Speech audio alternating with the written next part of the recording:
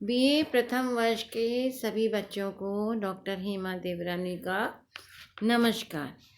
बेटा, मैं आज आप लोगों को आपकी कहानी संग्रह नवरत्न की पहली कहानी उसने कहा था पढ़ाने जा रही हूँ।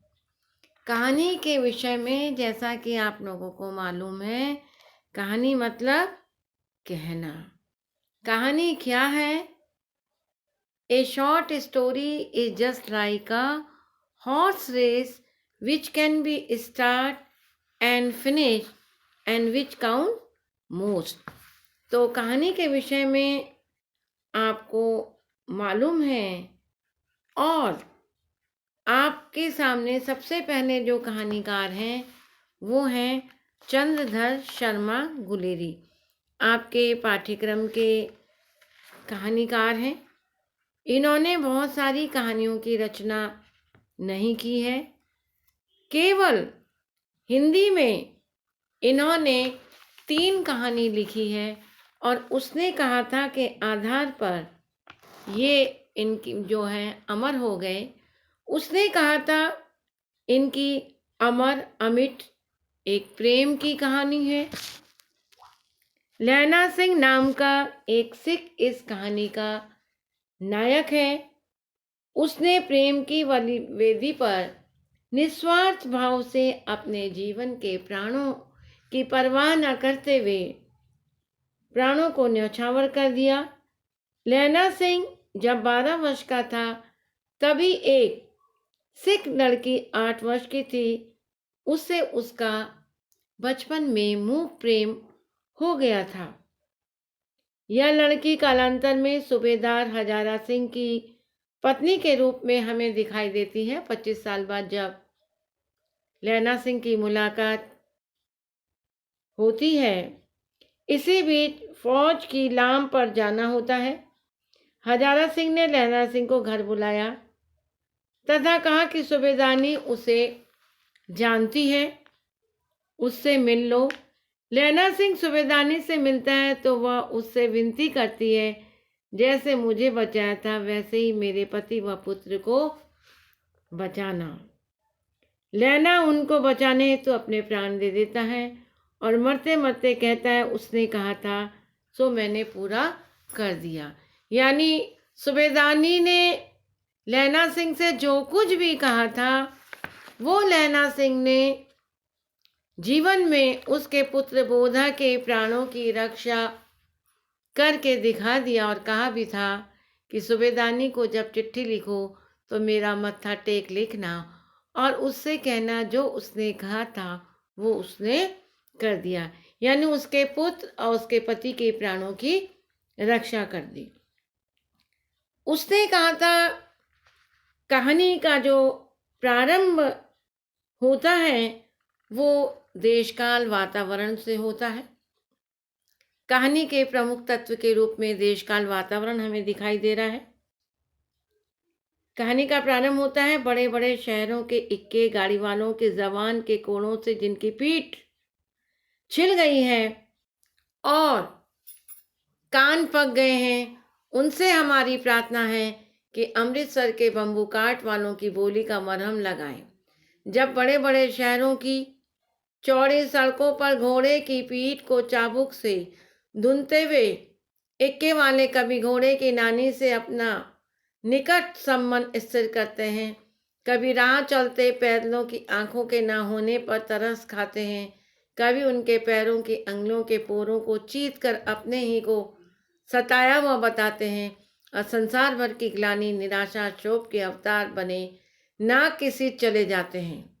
अमृतसर में उनकी बिरादरी वाले तंग चक्करदार गलियों में हर एक लड्डी वाले के लिए ठहर का उस समुद्र उमड़ा उमड़ा का बचो खालसा जी, हटो भाई जी, ठहरना भाई जी, आने दो लाला जी, हटो बाछा कहते हुए सफ़ेद फेंटो खच्चरों और बतकों गन्ने खोमचे भारे वालों के जंगल में से राह लेते हैं। क्या मजाल है कि जी और साहब बिना सुने किसी को हटना पड़े।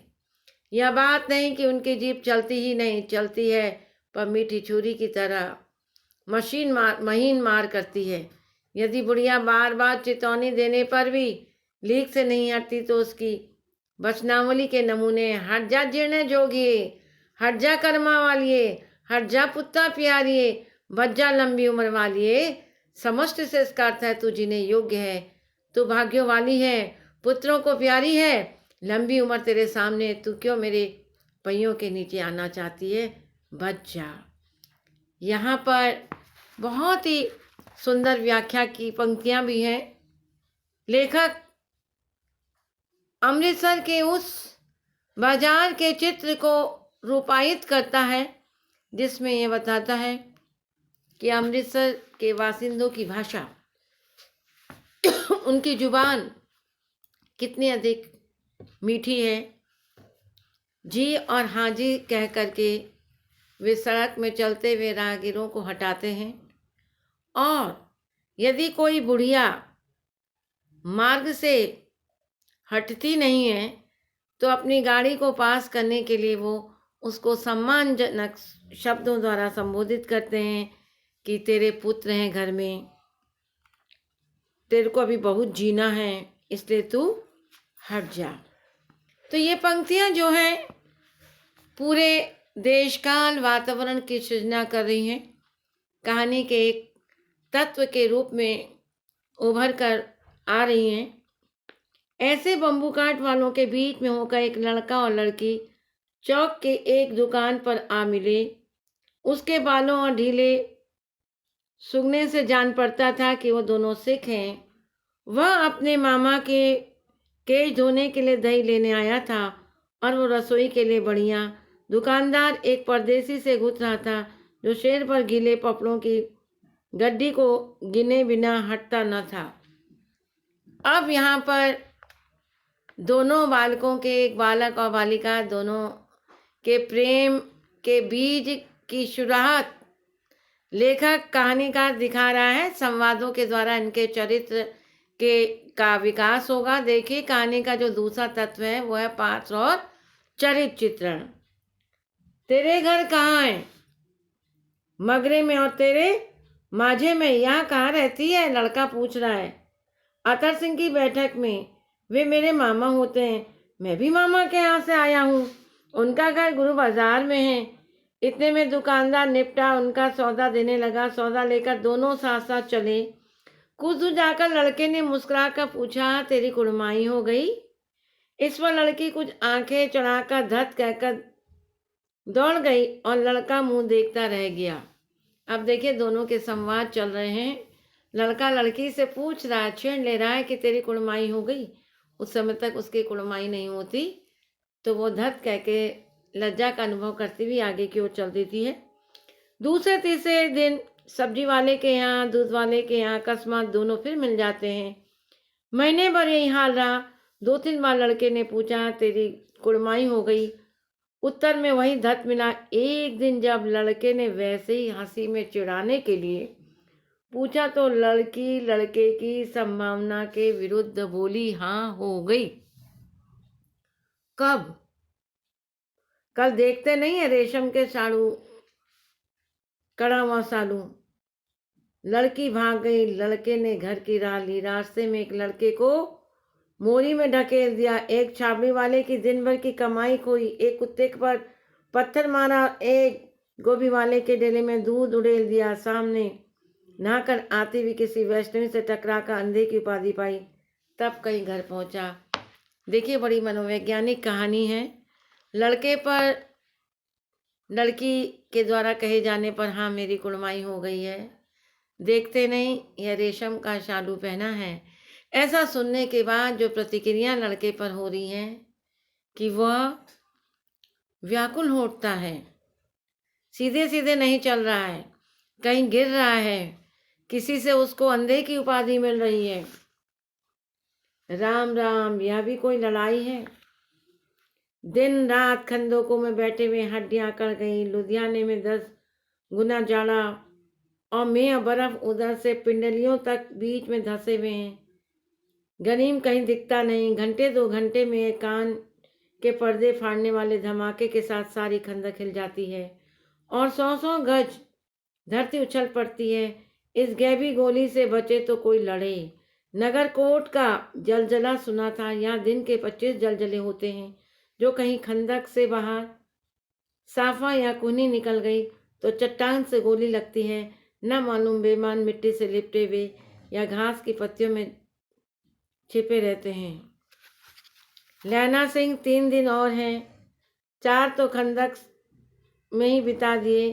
परसों रिलीफ आ जाएगी और 7 दिन की छुट्टी अपने हाथों झटका करेंगे और पेट भर खाकर सोए रहेंगे। उसी फिरंगी मेम के बाग में मखमल की सी हरी घास है। फल और दूध की वर्षा कर देती है। लाख कहते हैं, दाम नहीं देती। कहती है, तुम राजा हो, मेरे मुल्क को बचाने आए हो। 4 दिन पलक नहीं झेपी। बिना फेरे घोड़ा बिगड़ता है और बिना लड़े सिपाही। देखिए, मुहावरे का भी बहुत सुंदर प्रयोग चंदर शर्मा गुलेरी ने किया है। मुझे तो संगीन चढ़ाकर मार्च का हुक्म मिल गया, फिर 7 जर्मनों को अकेला मारकर न लौटूं। ये द्वितीय विश्व युद्ध की लड़ाई के वातावरण को दिखाया है। तो मुझे दरबार साहब को दिल्ली पर मत्था टेकना नसीब न हो। पाजी कहीं के कलों के घोड़े संगीत देखते ही मुंह फाड़ देते हैं और पैर पकड़ने लगते हैं। यूं अंधेरे में 30-30 मन को फेंकते हैं। उस दिन धावा किया था, 4 मील तक एक जर्मन नहीं छोड़ा था। पीछे जनरल साहब ने हट आने का कमान दिया, नहीं तो सीधे बर्लिन पहुंच जाते। क्यों? सूबेदार हजारा सिंह ने मुस्कुरा कर कहा, लड़ाई के मामले जमादार और नायब के चलाए नहीं चलते। बड़े अफसर दूर की सोचते हैं। 300 मील का सामना है। एक तरफ बढ़ भी गए तो क्या होगा? सूबेदार जी, सच है, लैना सिंह बोला, पर करें क्या? हड्डियों में तो जाड़ा धंस गया है। सूर्य निकलता नहीं और खाई में 2 तरफ चंपे की बावलियों में से सोते झर रहे हैं। एक धावा हो जाए तो गर्मी आ जाए। उद्यमी ओट सिगड़ी में कोले डाल। बजीरा, तुम 4 जने बाल्टियां लेकर खाई पर पानी बाहर फेंको। लैना सिंह, शाम हो गई, खाई में दरवाजे का पहरा बदल दे। यह कहते हुए सूबेदार सारी खनक में चक्कर लगाने लगे। वजीरा सिंह पलटन का विदूषक था। विदूषक मतलब हाथ से उत्पन्न करने वाला पात्र। बाल्टी में गंदा पानी भरकर खाई के बाहर फेंकता वो बोला, मैं पाधा बन गया हूँ। करो जर्मनी के बादशाह का तर्पण। इस पर सब खिलखिला पड़े और उदासी के बादल फटे। लैना सिंह ने दूसरी बाल्टी भरकर उसके हाथ में देकर कहा, अपनी बाड़ी के खरबूजों में पानी दो। ऐसा खाद का पानी पंजाब भर में नहीं मिलेगा। हाँ, देश क्या है, स्वर्ग है। मैं तो लड़ाई के बाद सरकार से 10 गुना जमीन यहाँ मांग लूंगा और फलों के बूटे लगाऊंगा। लाड़ी होरा को भी यहाँ बुला लेंगे या यहीं दूध पिलाने वाले फिरंगी मेम। चुप कर, यहाँ वालों को शर्म नहीं। देश देश की चाल है। आज तक मैं उससे समझा ना सका कि सिख तम्बाकू नहीं पीते। वह सिगरेट देने में हट करती है, होठों में लगाना चाहती है और पीछे हटता हूँ तो समझती है राजा बुरा मान गया, अब मेरे मुल्क के लिए लड़ेगा नहीं। अच्छा, अब बोधा सिंह कैसा है? अच्छा है, जैसे मैं जानता ही ना हूँ। रात भर तुम अपने दोनों कंबल उसे उड़ाते हो। आप सिगड़ी के सहारे गुजरते हो, उसके पहरे पर आप पहरे दे आते हो। अपने सूखे लकड़ी के तख्तों पर उसे सुलाते हो। आप कीचड़ में पड़े रहते हो। कहीं तुम ना मंदी पड़ जाना। जाड़ा क्या है, मौत क्या है, निमोनिया है, मरने वालों को मुरब्बे नहीं मिला करते। मेरा डर मत करो, मैं तो बुलेल की खड्ड में किनारे मरूंगा। भाई कीरत सिंह की गोदी पर मेरा सिर होगा। मेरे हाथ से लगे हुए आंगन में आम के पेड़ की छाया होगा।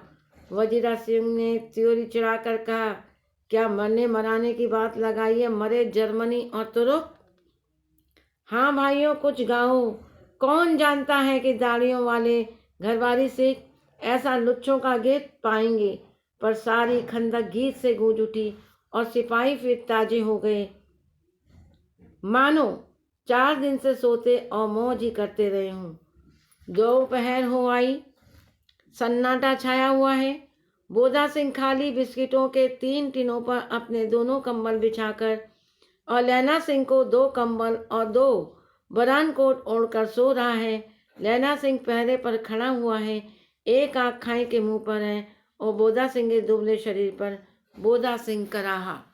तो निश्चित रूप से सूबेदारनी ने लैना सिंह से जो कुछ भी कहा था उस सब का अक्षरशः अपने जीवन में लैना सिंह पालन कर रहा है।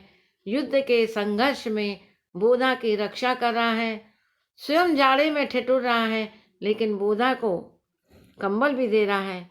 क्यों बोधा भाई, क्या है, पानी पिला दो। लैना सिंह ने कटोरा उसके मुंह से लाकर पूछा, कहो कैसे हो, पानी पीकर बोधा बोला, कप कपी छूट रही है, रोम रोम में तार दौड़ रहे हैं, दांत बज रहे हैं। अच्छा मेरी जर्सी पहन लो और तुम।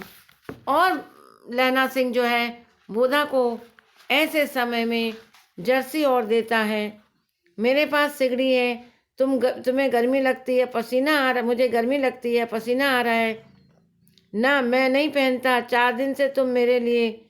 हाँ याद आई, मेरे पास दूसरी गर्म जर्सी है, आज सवेरे ही आई है, विलायत से मैं बुन बुन कर भेज रही हैं, गुरु उनका भला करे। यों कहकर लैना अपना कोट उतारकर जर्सी उतारने लगा। उस भयंकर शीत में लैना सिंह जो है वो केवल सूबेदारनी के वचन को पूर्ण करने के लिए बोधा के जीवन की रक्षा को करता है। आज मैं इतना ही पढ़ाऊंगी, इसके बाद दूसरे व्याख्यान में।